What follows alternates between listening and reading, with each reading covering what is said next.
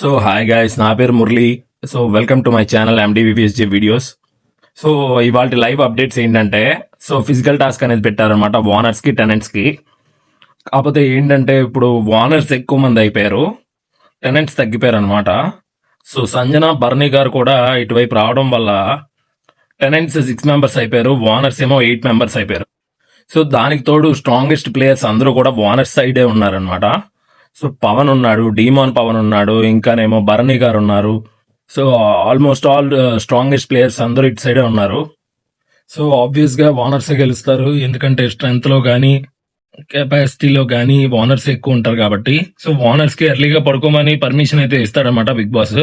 So tenants కి మాత్రం late night వరకు ఉంచి ఆ తర్వాత పడుకోమని చెప్తాడంట. సో సెకండ్ టాస్క్ వచ్చినట్టయితే కనుక సెకండ్ టాస్క్ ఏంటంటే ఫోన్ పెట్టారనమాట. కంటైనర్ లోనేమో టెనెంట్స్ ఉంటారు, కంటైనర్ బయట ఏమో ఓనర్స్ ఉంటారనమాట. సో ఇది కూడా టీమ్ వెసెస్ టీమే, టెనెంట్స్ వెసెస్ ఓనర్స్ అనమాట.